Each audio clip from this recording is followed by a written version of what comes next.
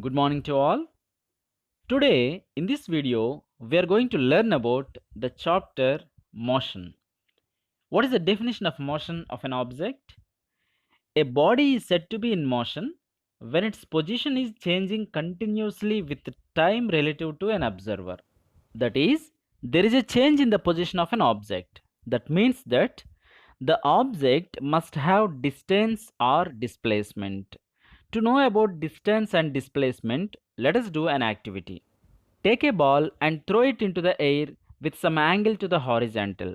Observe its path.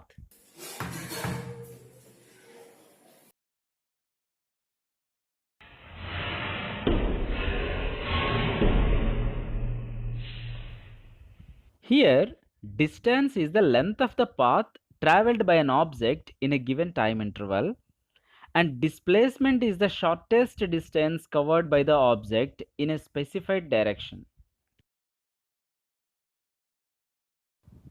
That means displacement have a particular direction, but distance haven't a particular direction. To know about this clearly, we observe it once again. Here, the ball is moving with changes its direction at every time, but the direction for the least distance traveled by the ball does not change. That means this least distance have a particular direction, that is, displacement have a specific direction. But we know that the physical quantity which does not require any direction for its specification is called a scalar. The physical quantity is specified with magnitude as well as direction is called a vector. So here distance is a scalar and displacement is a vector. Units for distance and displacement in CGS are centimeters, and units for distance and displacement in MKS or SI are meters.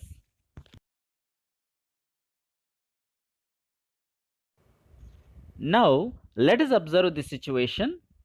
Suppose that two cars moving in different ways from point A to point B. If we take the paths of the cars, no doubt that the paths of the cars traveled show their distances. Then, if we take the least distance from A to B, it represents their displacement. So, generally, the distance covered and displacement are time dependent quantities. Now, let us know about average speed and average velocity. For that, let us imagine a situation. A train named Godavari Express starts from Hyderabad and reaches Vishakhapatnam via Vijayawada.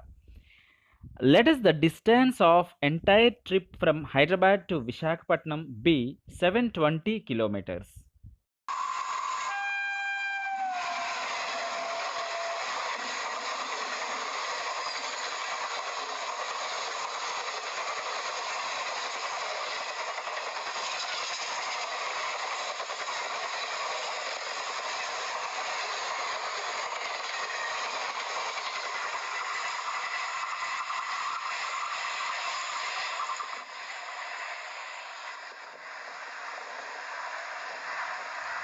The distance covered by the train is 720 kilometers and the journey time is 12 hours. Then, what is the distance covered by the train in each hour? It is equal to 720 kilometers by 12 hours, that is 60 kilometer per hour. But can you say that the train has covered exactly 60 kilometers in each hour? Obviously, the answer is no, because there may be some variations in distance covered by the train each hour. So, we take the average distance covered by the train for each hour to decide its average speed. The distance covered by an object in unit time is called average speed. Average speed is equal to total distance by time taken. Let the displacement of the trip in this example be 360 kilometers due west south and the journey time is 12 hours. Then what is the displacement in each hour?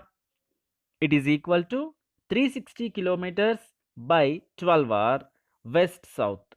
that is 30 kilometers per hour west-south. That is, the displacement of an object per unit time is called average velocity. Average velocity is a vector and is along the direction of displacement. So, average velocity is equal to displacement by time taken. The quantities average speed and average velocity explain the motion of a body in a given time interval. They don't give any information about the motion of the body at a particular instant of time. At that particular instant of time, the speed of a body is called its instantaneous speed or speed. That means the ratio of distance and time is called speed. Now, let us understand the instantaneous speed with the help of graph. For that, suppose a car travels with a change in its speed. Let us take the time along x-axis and the distance along y-axis in the graph. Let us draw the path traveled by the car in the graph. Here, suppose that the car has traveled s1 distance over t1 period of time as well as s2 distance over t2 period of time.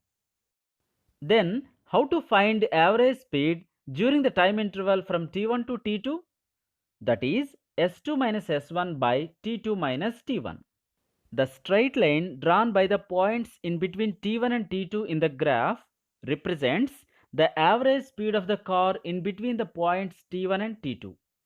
As small as the duration between t2 and t1, the value of the average speed of the car reaches at a particular value. At that time, the line drawn between t2 and t1 is converted as a tangent at a point related to t3. The slope of this tangent shows the instantaneous speed at t3. The speed at any instant is called instantaneous speed or speed. Velocity is the speed of an object in a specified direction. So, speed is a scalar and velocity is a vector. The units of speed and velocity in CGS are centimeter by second, in MKS or SI meter by second. So far in this video, we have learned about distance, displacement, speed and velocity. If any object have speed or velocity, it should be in motion. In the next video, we will learn about what is motion and what are the types of motion.